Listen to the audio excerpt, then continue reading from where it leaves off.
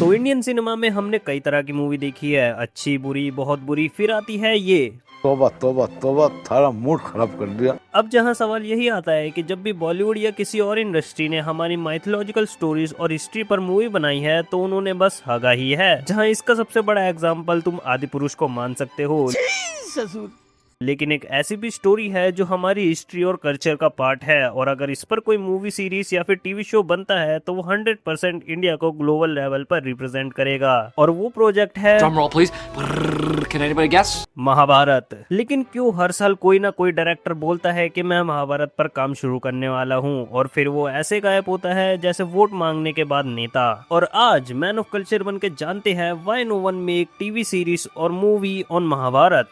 अब इसकी शुरुआत होती है गेम ऑफ थ्रोन से, जिसे देखकर लगता है कि इंडिया की आधी पॉपुलेशन इसी शो में डाल दी है, जहाँ सीरीज में इतने सारे कैरेक्टर है कि आपका फोकल पॉइंट समय समय पर चेंज होता रहता है और आपको कैरेक्टर याद रखने में प्रॉब्लम आने लगती है। वहीं महाभारत इससे एक कदम आगे है, जहां महाभारत में ना सिर्फ कैरेक्टर इससे ज्यादा है बल्कि उनकी पॉलिटिक्स, इमोशन, एक्शन इससे ज्यादा कॉम्प्लेक्स है। और इसमें इतने सारे कैरेक्टर है कि इसकी स्क्रिप्ट खत्म होने से पहले अच्छे दिन आ जाएंगे। जहां यही आती है हमारी सेकंड प्रॉब्लम। अब हर मूवी का एक क्लियर पैटर्न होता है, हीरो अच्छा है, विलन बुरा है और हीरोइन आई कैंडी है। लेकिन महाभारत में कोई कैरेक्टर गुड या इविल है ही नहीं, वो सब इन दोनों पॉइंट्स के बीच में आते हैं। जहां महाभारत में सभी कैरेक्टर बैडएस और ग्रे शेड्स में भरे पड़े हैं। युधिष्ठिर धर्मराज है पर उसे गैम्बलिंग की आदत है, कर्ण दानवीर है पर वो गलत की साइड खड़ा है, भीम के पास ताकत है लेकिन उसका अपने गुस्से पर काबू नहीं है। और इन सब की बैक स्टोरी पिछले जन्म के कर्सिस और कर्मों से जुड़ी हुई है, जिसे 2-3 घंटे की मूवी में फिट करना वैसा ही है जैसे हल्क का नताशा में।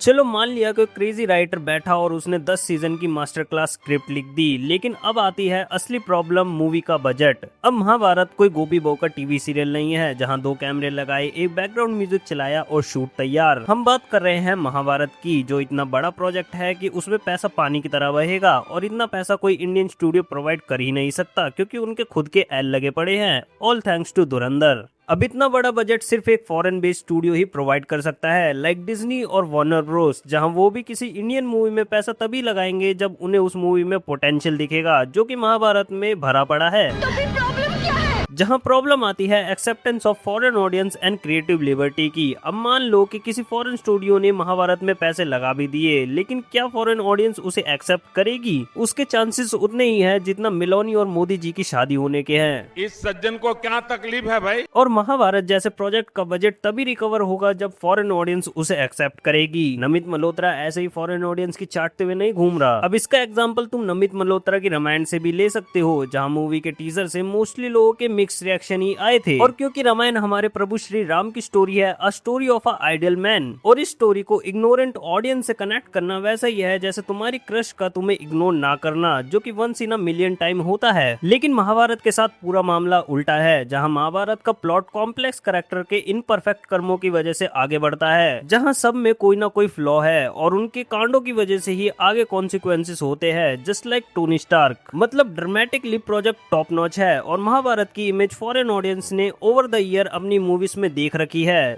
लाइक हॉलीवुड की सबसे बड़ी franchise Star Wars is directly inspired by Mahabharat, और इसीलिए शायद नमित मल्होत्रा की रामायण रिलीज होने के बाद फॉरेन ऑडियंस को फ्रेश ही ना लगे। लेकिन महाभारत का प्लॉट इतना वास्ट और डेंस है कि अगर कोई लूजली भी इस प्रोजेक्ट को बनाए तो भी इसकी फ्रेशनेस बनी रहेगी और फॉरेन ऑडियंस इसे एक्सेप्ट कर ही लेगी। लेकिन इस प्रोजेक्ट को क्रिएटिव लिबर्टी मिलना लगभग इम्पॉसिबल सा हो जाएगा, क्योंकि फॉरेन स्टूडियोज को प्रोजेक्ट में उंगली करना बहुत ज्यादा पसंद है। जैसे रामायण के टीजर के बाद लोगों ने मूवी के क्रीचर्स को गेम ऑफ थ्रोन के क्रीचर्स जैसा सेम बताना शुरू कर दिया था। अब इमेजिन करके देखो, अगर एक इंडियन बंदा जो रामायण बना रहा है वो मूवी को फॉरेन ऑडियंस के टेस्ट के हिसाब से ढाल रहा है, तो अगर कोई फॉरेन स्टूडियो महाभारत बनाएगा तो वो उसमें कितने चेंजेस करेगा। ये वैसा ही है जैसे तुम बनाने रामायण गए थे लेकिन तुमने बना दी द राइस ऑफ जीसस, जहां महाभारत को इंडियन ऑडियंस को एक्सेप्ट कराना और भी ज्यादा मुश्किल होगा। और इसका एक बहुत बड़ा इमोशनल रीजन है बी आर चोपड़ा सर। तो 1988 में जो उन्होंने टीवी सीरीज बनाई वो सिर्फ एक शो नहीं था, वो एक इमोशन था। जब वो आता था सड़कें खाली हो जाती थी, लोग टीवी के सामने हाथ जोड़कर बैठ जाते थे। इस टीवी शो का लोगों पर इतना इम्पैक्ट हुआ कि वो नीतीश भारद्वाज जी को ही असली कृष्णा जी मानने लगे थे। और आज के डायरेक्टर कितना भी बढ़िया वीएफएक्स ले आए, नीतीश भारद्वाज जी की वो स्माइल, मुकेश खन्ना की वो भीष्मा वाली आवाज और हरीश भिमानी की वो मैं समय हूँ वाली डेप्थ दोबारा रिक्रिएट करना नेक्स्ट टू इम्पॉसिबल है। ये इंडियन ऑडियंस के लिए वैसा ही होगा जैसे तुम कितना भी सिग्मा बन लो, लेकिन रात में याद तो तुम अपनी एक्स को ही करते हो। जब भी कोई नई महाभारत बनाने की कोशिश करता है तो ऑडियंस उसे तुरंत 1988 वाली मास्टरपीस से कंपेयर करने लगता है, और इस नॉस्टैल्जिया की दीवार को तोड़ना किसी भी डायरेक्टर के लिए सबसे ज्यादा मुश्किल होगा।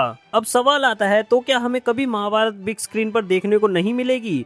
तो इसका आंसर है नहीं। जब तुम्हें मोदी जी की लव स्टोरी देखने को मिल सकती है तो महाभारत की मूवी सीरीज क्या ही चीज है। बस इसके लिए हमें एक ऐसा डायरेक्टर चाहिए जो 15 साल अपनी जिंदगी के इस प्रोजेक्ट को देने के लिए तैयार हो, जैसे पीटर जैक्सन ने लॉर्ड ऑफ द रिंग्स के लिए किया था। हमें पार्ट्स में नहीं बल्कि एक सोचे समझे यूनिवर्स की तरह इसे ढंग से प्लान करना होगा, बिना किसी हरी के, ताकि महाभारत आदि पुरुष 2.0 ना बन जाए। अब महाभारत चाहे एसएस राजमौली बनाए या फिर आमिर खान, मैं तो जरूर देखने जाऊंगा। और तुम्हें क्या लगता है कि महाभारत को कौन परफेक्टली बना सकता है? मुझे कमेंट में जरूर बताना। अब मैं चला अपने दोस्त के पास, क्योंकि परसों मैंने उसे 70 रुपए के छोले भटूरे खिलाए थे जो कि अभी भी पेंडिंग है। महाभारत को तो पता नहीं, पर मेरा लॉस नहीं होना चाहिए। जाने से पहले चैनल को सब्सक्राइब जरूर कर लेना। मिलते हैं अगली वीडियो में।